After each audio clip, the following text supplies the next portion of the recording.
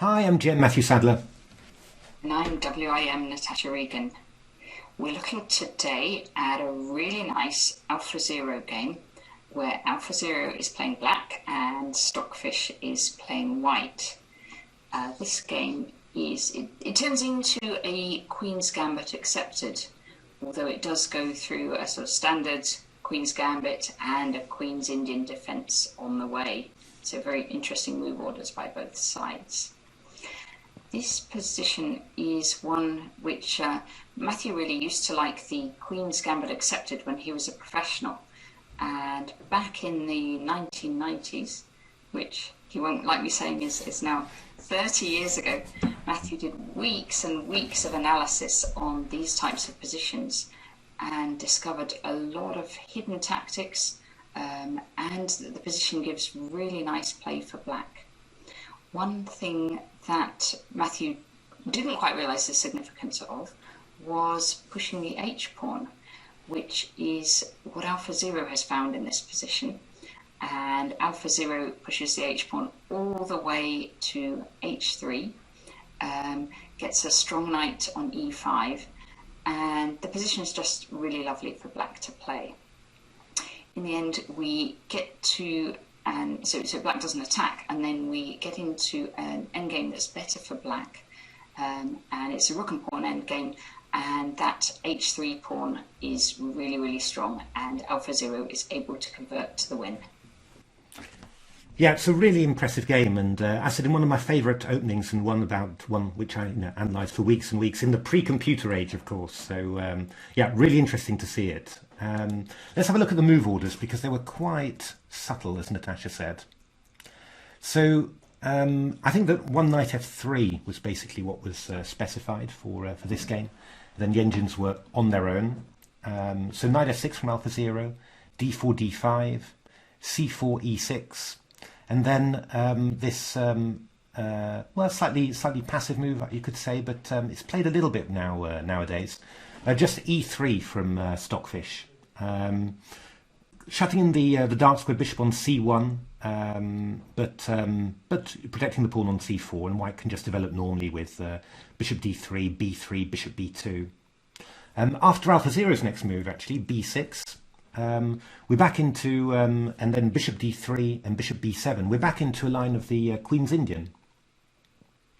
And it's a line, in fact, that I had against the English Grandmaster Mark Hebden at the Blackpool Chess Congress, if I remember rightly. And, well, Mark's always famed for his very irritating move orders and tricking people in the opening and getting them into things they don't want. But this time I managed to trick Mark a little bit because in this position Mark played castles. And then I played the move d takes c4, which is also what AlphaZero plays. Bishop takes c4, a6. And, well, as the ensuing moves showed, I actually managed to transpose back into a Queen's Gambit accepted. And I remember Mark looking incredibly annoyed that he'd allowed himself to get move ordered there, because that doesn't happen very often. How do we actually get into a Queen's Gambit accepted? Well, after knight c3, black plays b5. So black's played b6 and b5 in two moves, but white's played bishop d3 and bishop takes c4 in two moves. So actually that cancels itself out. And then after bishop b3, c5, we're back into a fairly standard mainline Queen's Gambit accepted. Now, there's a few things that you have to say about this position just to start with.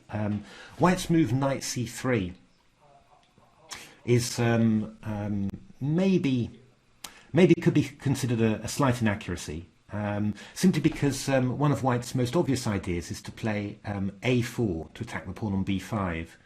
And for example, if we play a4 here, if black plays b4, then there's a nice little square on c4 that's been created for a white knight.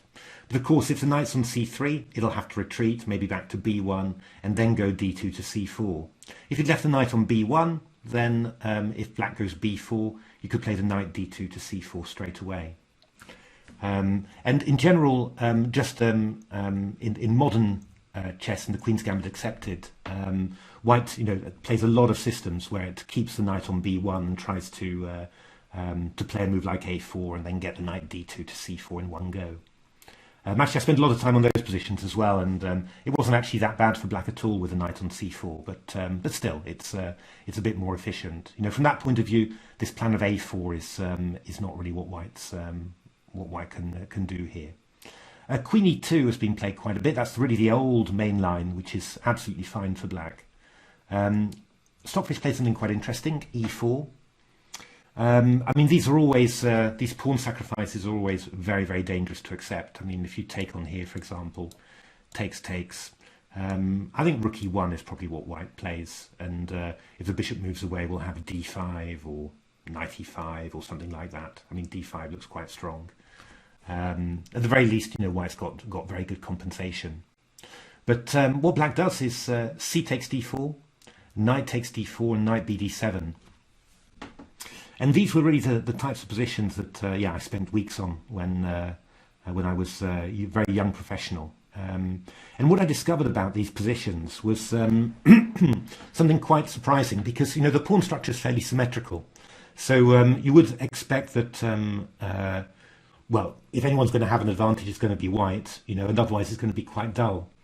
But the point was, if you've managed to force the e-pawn to e4, or if White has pushed the e-pawn to e4 in these types of positions, then the dark squares around the centre become extremely tempting targets for black. And in particular, what you can actually do is play a knight to e5. And this knight e5 is very, very strong. It eyes c4, d3. And if White tries to chase it away with f4, then, the bishop on b7 becomes very, very powerful because, the e4 pawn is unstable then. And all those sort of things together, play on the dark squares, this constant little trying to get this one active by luring forward the white pawns.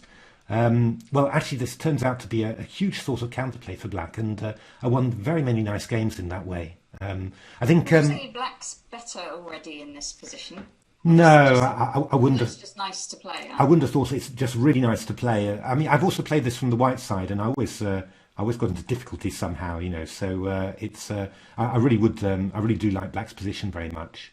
Funnily enough, I did spend quite a lot of time explaining this in a slightly older book of mine called Studied Chess with Matthew Sadler, where I explain a game that I won against the Spanish Grandmaster San Segundo. And that was all about, he had his pawn on e3, and somehow I managed to tempt him forward to e4, and then tempt the pawn on to e5 afterwards. And then my bishop on b7 was absolutely mighty. When was that? 2010 or 11, I think. Yeah. So it's... and the San Segundo game was played in 97, I think, in the European Championships. So... No, really, it's really a very interesting system, and you'll see how beautifully AlphaZero handles it. So rook e1, knight e5, bishop f4, challenging the knight on e5. In my ancient games, black was tending to play bishop d6, which is fine. It's a decent move. White was playing knight f5, takes, castles. Bishop takes e5, takes. Rook takes c5 and queen c7, and it was quite tough for White to hold that f5 pawn. For example, rook e3, rook d8, queen e2, queen f4. Black had a lot of counterplay here, but it does allow White, I think, to resolve the position. So AlphaZero just plays knight g6, which would have been my choice as well. The bishop goes back to e3, bishop b4, attacking the knight on c3. So maybe actually thinking of taking that pawn on e4. White plays f3, and now castles. So, very typical. Both sides have developed quite sensibly. So White's got this little pawn wedge on e4 and f3. And if White manages to deal with black's activity, sort of exchange off some pieces and just aim for an ending with, with actually just minor pieces, I'd probably say knights and bishops, then this wedge could be very nice, because it really does restrict the activity of the bishop on b7. In the middle game, it's a bit more of a problem, because these pawns are quite static. I mean, if you play f4, the bishop on b7 gets active. If you play e5, then, well, again, the bishop on b7 gets more active, and, well, this pawn on e5 is quite loose. So with white, you know, those pawns are quite static in the middle game. It's hard really to see a plan for white to improve its position. What's black going to do? Well, black's just going to try and play around these dark squares and extract some weaknesses. In particular, the weakness that you really want to extract is g2 to g3.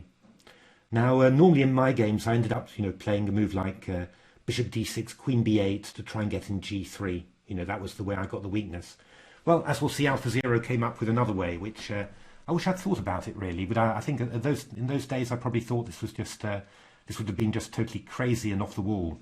Yeah, if I'd found it, I would have been an absolute pioneer. These days, it had occurred to us straight away. Well, actually, that's true. I mean, Anish Giri wrote in one of his comments in the recent in Chess magazine, he said, H5, he said, nowadays, played automatically, we're all alphas. So it's, yeah, nowadays it's just seems so natural. But, you know, really, I mean, you know, certainly up until a few years ago, you know, playing the rook's pawn advance so often in so many positions, you know, was really a bit off the wall, really. Yeah, so Stockfish won't have been expecting it. And indeed, actually, Stockfish wasn't expecting h4 in h5 in those days. It's true, yeah, it's true. Actually, Stockfish's view of it has changed as well. Yeah, Stockfish plays a lot of rook's pawn attacks nowadays as well, very effectively.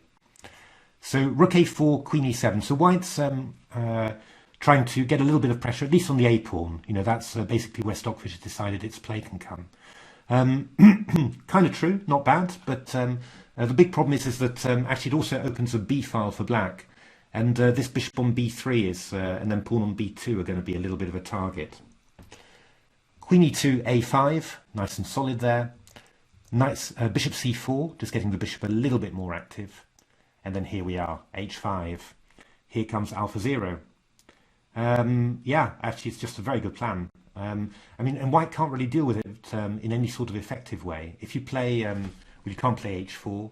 If you play h3 when black plays h4, then the g3 square is horrific, you know, all these dark squares.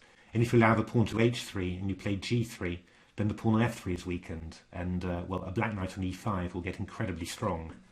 And I mean, it's quite funny. I think probably just in from about move 25 or something. You know, I was playing lots of engine games from all sorts of different positions.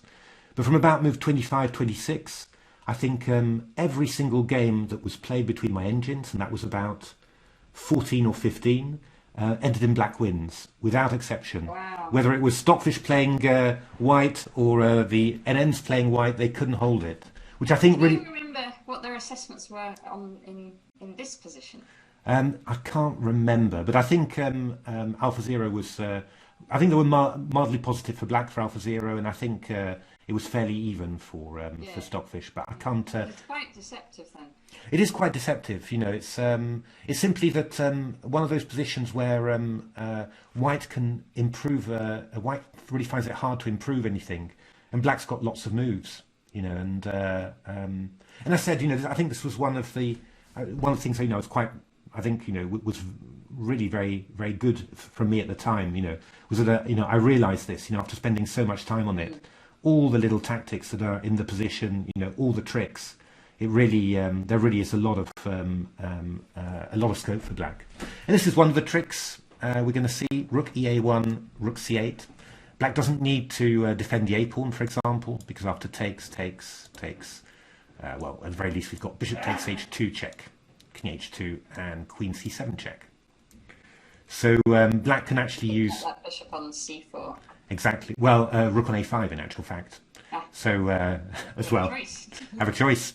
So so yeah, black doesn't need to worry about defending that that pawn on a5 for now. Queen d2, h4, knight b5. I think the idea of that one was probably black was a little bit worried that white was a little bit worried that black's going to play queen c7 and force the h pawn to h3. So white tries to force away the bishop away from the b8 h2 diagonal. But of course, yeah, you know, exchange of dark squared bishops. It's not fantastic for white, not in the middle game anyway. You know, because well, there's still the black queen around there, and of course the black queen will become active on the dark squares once the dark square bishops gets exchanged. You know, there's no minor piece to harry it anymore. Bishop c5. Black so is going to make those dark squares even weaker. Indeed, indeed. Well, it will open up the king anyway with h3 in due course. Exactly. So rook takes c5, bishop d3, getting the bishop out of the way. Rook d8. Again, just always these little tactics. You know, just you're able always just to leave that that pawn on a5 hanging. I mean, rook takes b5 is a threat. Knight e5 is also very strong. So rook d4 blocking, and now we get this move h3. Yeah, I mean, it's a tough one again for white. If you don't do anything, or if you take the pawn on h3, then f4 is terrifically weakened, and we'll get this knight h5 to f4. Oops, sorry. And if white plays g3 here, well, AlphaZero's quick. Immediately, bang, knight onto e5. And yeah, I mean, this is really getting very tricky for white, very unpleasant. Pawn on f3 is hanging, of course. So bishop e2. Threatening rook takes d8, but then the rook just moves back. And you notice that, you know, kind of imperceptibly, black's actually playing against two weaknesses, which you always say, you know, principle of two weaknesses. You always need two weaknesses to win. And black really does have them. You've got the pawn on f3, which is weak. And also, I mean, just in general, you know, the white king is rather exposed here. Open a7 g1 diagonal, f3 pawn weak, pawn on h3 with something on g2. And you've also got the b2 pawn.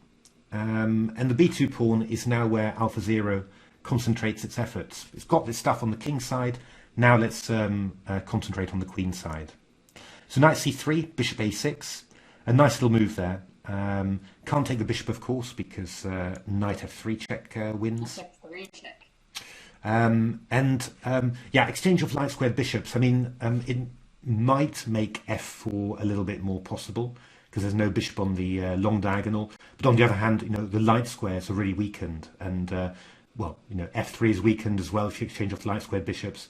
And black can also look at, you know, putting a knight onto c4, attacking b2, for example. And what you see with what AlphaZero does, it's actually quite clever. Takes. Queen c7 first of all. Just, yeah, defending the a5 pawn, lining up quite nicely. Looking at the idea of playing knight c4 to attack b2. King h1, getting out of the way. g6. Very nice idea. Actually, I did the same in another Queen's Gambit accepted against Mark. Sorry, Mark. Really remembering all the good old times for me. Yeah, that was at Hastings, I think, 91. Just I got this great position. Actually, Mark had played, I think, g3 and f3, and I had my knight on e5. And I just calmly played g6 and king g7. You know, make everything safe, and then Mark's position just collapsed. And, well, this is pretty similar in actual fact. Rook c1, rook b3. Beautiful square for the rook.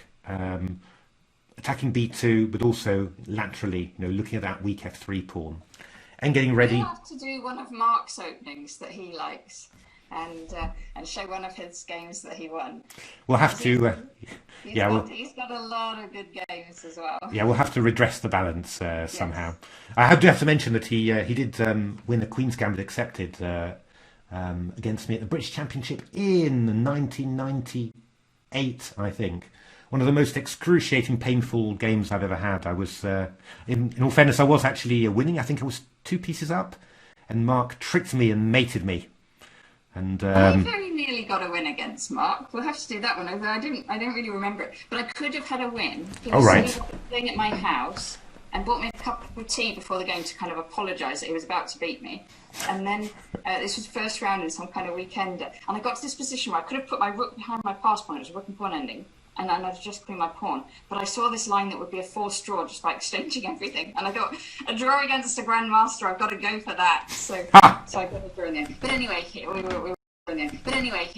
were all happy, and I think he did well in the tournament after that. So okay, fantastic. So there we are. Sorry, Mark, but anyway. Rook b3, and then queen b7. And well, what you actually see is that you know, AlphaZero is just replacing its bishop on b7 with a queen on b7. So again, you know, playing a move like f4, trying to gain some space.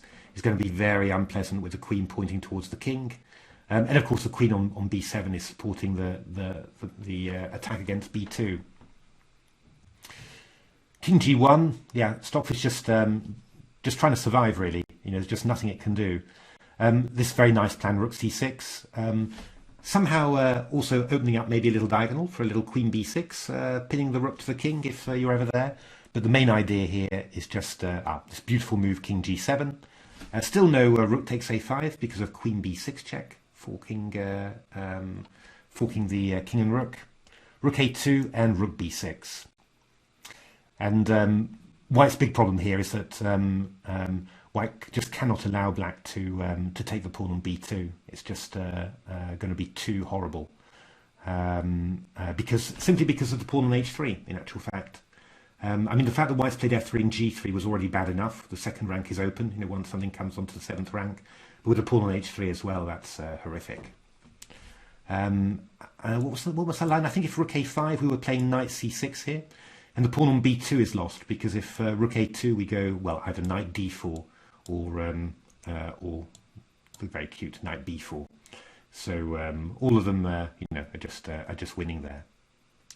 As I said, lots of little tactics, and just every single position that you get with Black, it's harder for White to play than you think.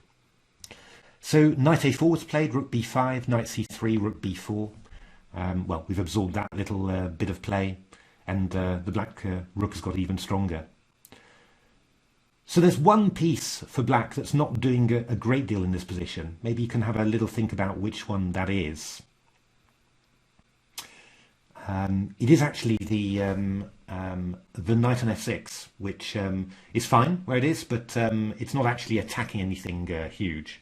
So that's the piece that AlphaZero decides to activate now. That knight can come round to either b6 to c4 and pile in again on the b2 pawn, or it can come round to c5 and d3, if it gets the chance. So yeah, there's even more pain on the way for White. Let's have a look. Some other variations here. Rook takes a5. Yeah, rook takes b2. This was another engine game. Very, very strong indeed. Queen d4. Black played king g8, rook a7, queen b8. Black doesn't need to hurry at all. The rook on b2 is such a huge threat there. Rook a6 on rook g2 check. That's right. That was one of the nice variations. Knight takes g2. We've got knight f3. Rook g2, how the game end, king h1 and queen b2, just incredibly powerful there. So yeah, I mean, you can see just White can liquidate all the pawns on the queen side, but the resulting position is just really, really strong for Black. So I mean, long term it's hopeless. If that's the case, then long term it has to be hopeless.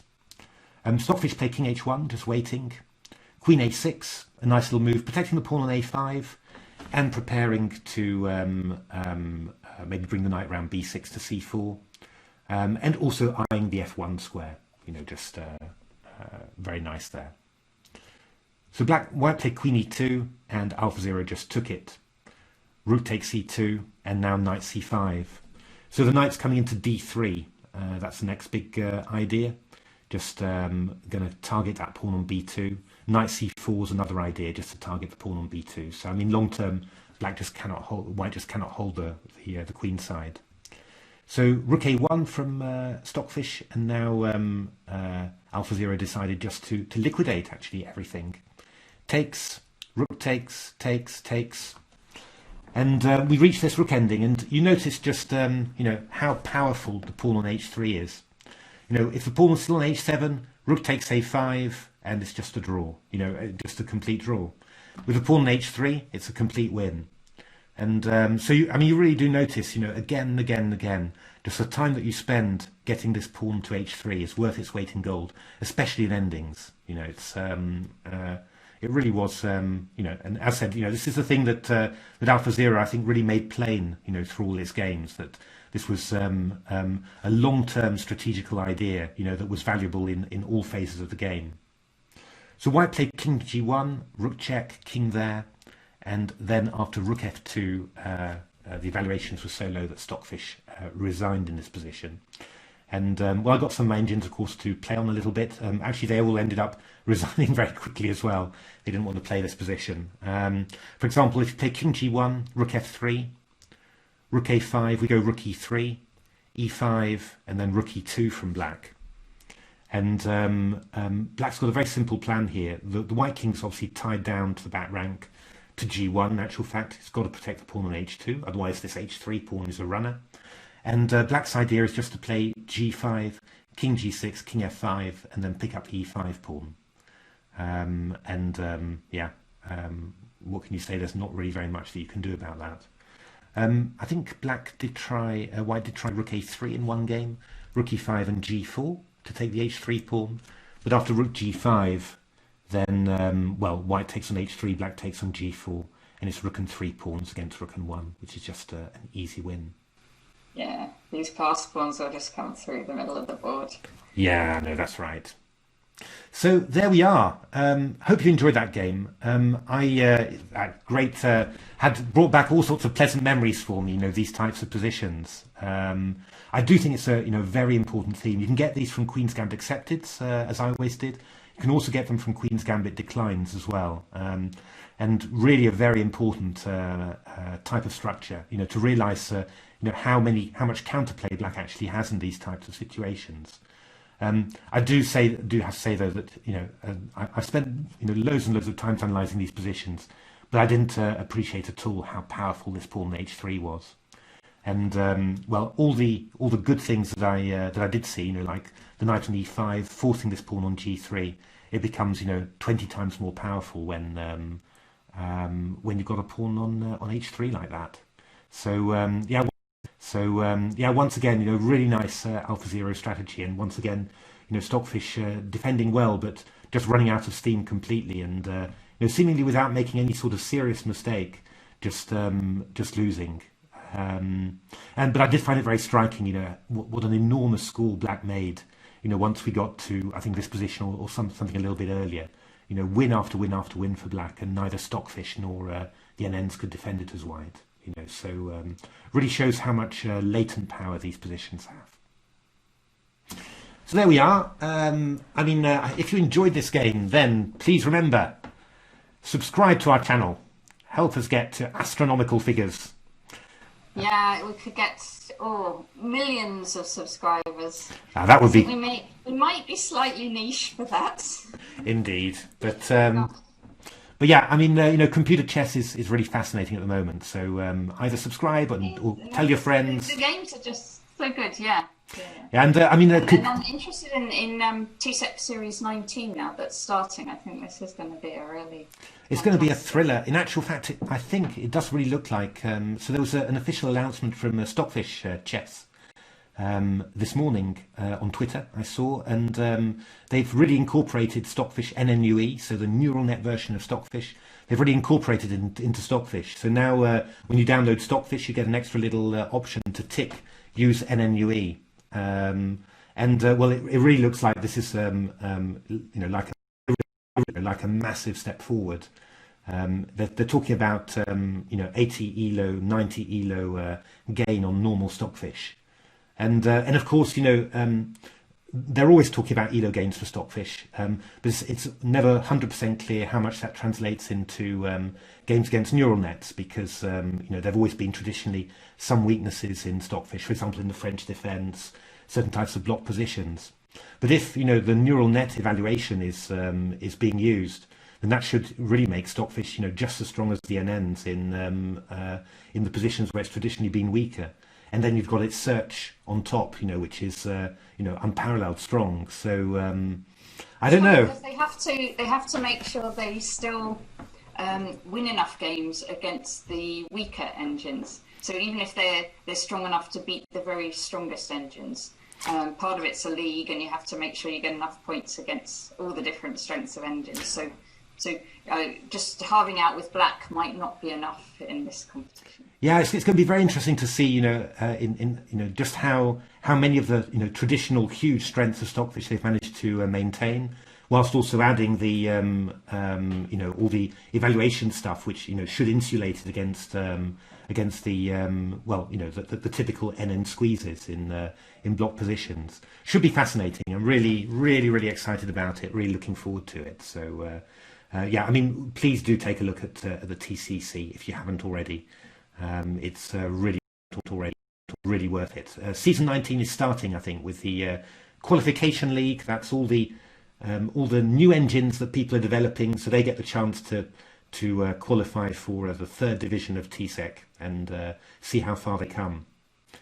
So there we are. Do take a look at that as well. Take a look at our book, Game Changer. Always say that, but it's a great book.